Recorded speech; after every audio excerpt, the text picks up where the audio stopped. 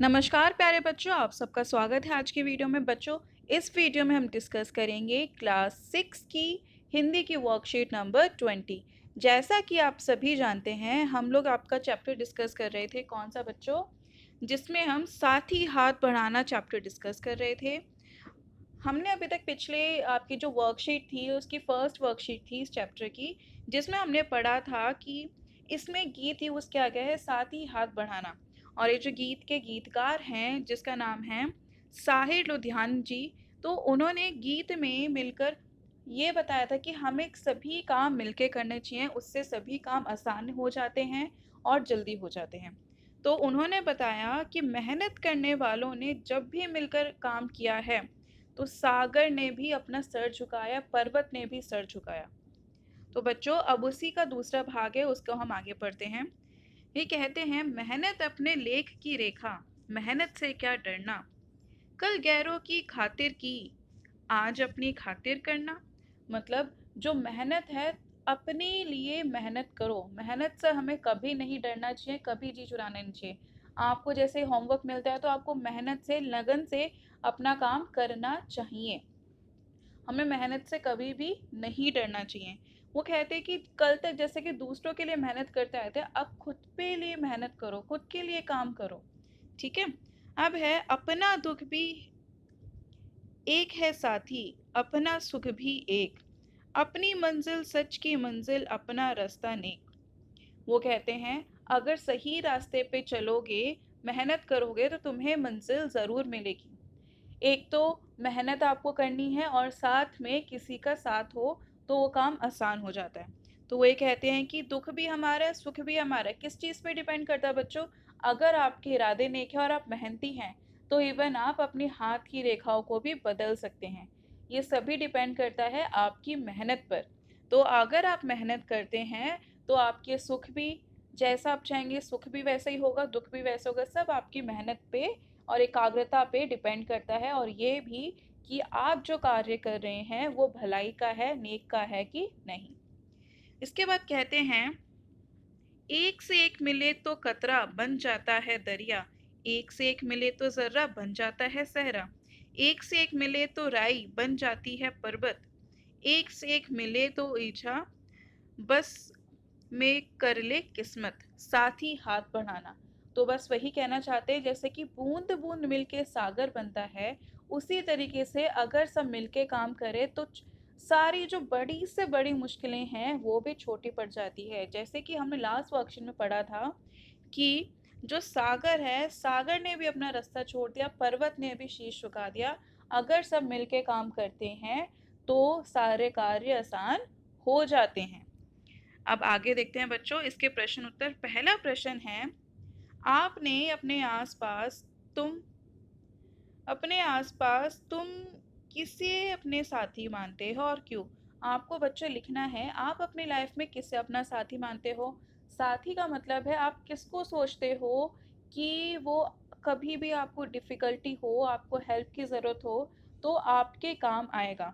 हो सकता है बच्चों आप अपने माँ बाप का नाम लिखें, ठीक है। हो सकता है आप अपने भाई बहन का नाम लिखें, कोई भी हो सकता है बच्चों आपकी लाइफ में, या फिर कोई अपने दोस्त का भी लिख सकते हैं। तो मोइनली इन सब में से ही आपको अपना साथी मिलेगा और आपका होगा। अगर आपने अब तक साथी नहीं ढूंढा है तो देखिए अपने आसपास ऐसे कौन लोग हैं जो हमेशा आपके साथ रहते हैं। तो बच्चों, सबसे पहले मैं कहना चाहूँगी, आपकी फैमिली ही है जो आपकी हमेशा साथ देती है। चाहे कोई भी सिचुएशन हो जाए, सबसे पहले आपकी फैमिली आपके लिए खड़ी रहेगी। दूसरा क्वेश्चन है, आपके घर में मम्मी और पापा क्या क्या काम करते हैं? क्या वे एक दूसरे के हाथ बटाते हैं? तो बच्चों, आप सबको अपना आंसर लिखना है। जैसे कि जो पापा हैं, पापा अपने काम पर जाते हैं, वहाँ से आते वक्त सब्जी लेकर आते हैं। और घर में जैसे कि कभी कोई चीज़ ख़राब हो जाए, प्लम्बर को बुलाना या फिर से वो खुद ठीक कर देते हैं, बल्ब चेंज करना, तो ये सारे कार्य पापा करते हैं। मम्मी मम्मी बच्चों को ट्यूशन पढ़ाती है, मतलब हमें पढ़ाती है, घर का सारा काम करती है और उसके साथ खाना बनाती है, सबकी देखभाल करती है। तो बच्चों, ये सारे मम्मी पापा के काम आप लिखेंगे, और उसके साथ अगर वो दोनों मिलके काम नहीं करेंगे तो क्या आपका घर चल पाएगा? नहीं।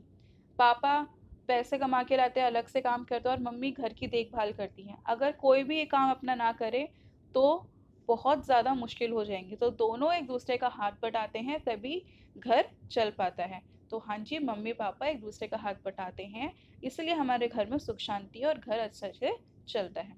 अब तीसरा प्रश्न है बच्चों, यह गीत कौन सी फिल्म का है और क्या आपने यह फिल्म देखी है? तो बच्चों, यह गीत है नया दौर। नया दौर मूवी का ये गीत है। और आपको बताना है क्या आपने ये जो फिल्म है आपने देखी है। अगर देखी है तो बताइए हाँ और ना, मैंने तो नहीं देखी है। तो आप लिख सकते हैं ये गीत नया दौर मूवी का, अगर आपने देखी है तो हाँ जी लिखिए, और आपके पास टाइम है तो इस मूवी को ज़रूर देखिए। आशा करती हूँ मूवी अच्छी होगी। जब इसमें इतना अच्छा गाना है तो मूवी तो सोचिए कितनी अच्छी होगी। अब है नेक्स्ट क्वेश्चन, इस गीत की किन पंक्तियों को आप अपने आसपास की ज़िंदगी में घटते हुए देख सकते हो? तो बच्चों, आप गीत की ये वाली जो लाइन है, मेहनत अपने लेख की रेखा, मेहनत से क्या डरना, मतलब जो मेहनत है हमारी हाथ की रेखा है, हम अपने हाथ की रेखा चेंज कर सकते हैं मेहनत करके। अगर हमारी हाथ की रेखाओं में कुछ भी उस समय क्या डरना। बच्चों, जिन लोगों के हाथ नहीं होते उनकी भी तो रेखाएं होती है, उनकी भी तो किस्मत होती है। तो हाथ की रेखाओं से कुछ नहीं होता, सब डिपेंड करता है अपनी मेहनत पर। तो ये एक एग्जांपल आप लिख सकते हो कि मेहनत है अपनी हाथ की रेखा, मेहनत से क्या डरना। ये हम अपने आसपास की ज़िंदगी में घटते हुए देख सकते हैं, और साथ में ये सब भी कि जो मंजिल है वो भी मिल जाएगी, कि हमारा रास्ता नेक होगा। तो चलिए और आगे देखते हैं। पांचवा प्रश्न है, हाथ और हस्त एक ही शब्द हैं, नीचे दिए गए शब्दों में हस्त और हाथ छिपे हैं, शब्दों को पढ़कर हाथों का इनमें क्या काम है वो लिखना है। तो देखिए बच्चों, हाथ और हस्त का मतलब क्या होता है? हाथ ही होता है। यहाँ पे जितने भी शब्द दिए गए हैं इसमें कहीं ना कहीं हाथ या हस्त छुपा है, तो आपको बताना है उनका क्या क्या अर्थ है। देखते हैं। पहला है हाथ घड़ी, मतलब जो हाथ की कलाई में पहनी जाए घड़ी उसको बोलेंगे हाथ घड़ी, रिस्ट वॉच। हथौड़ा, हथौड़ा मीन्स वो औजार, औजार लोहे का औजार जो कि हाथ से उसको यूज किया जाए। हस्तशिल्प, वो शिल्पकारी जो कि हाथ से बनाई गई है। हस्तक्षेप, हस्तक्षेप क्या होता है बच्चों? आप ही लिखिएगा।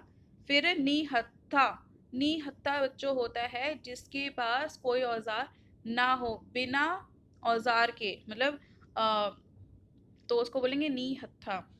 हथकंडा, हस्ताक्षर, हस्ताक्षर होता है बच्चों सिग्नेचर, मतलब आप जो सिग्नेचर करते हैं हाथ से करते हैं तो उसको बोला जाता है हस्ताक्षर, हाथ से किए गए सिग्नेचर को बोलते हैं हस्ताक्षर। हथकरघा, आपको इन सब का मतलब बताना है।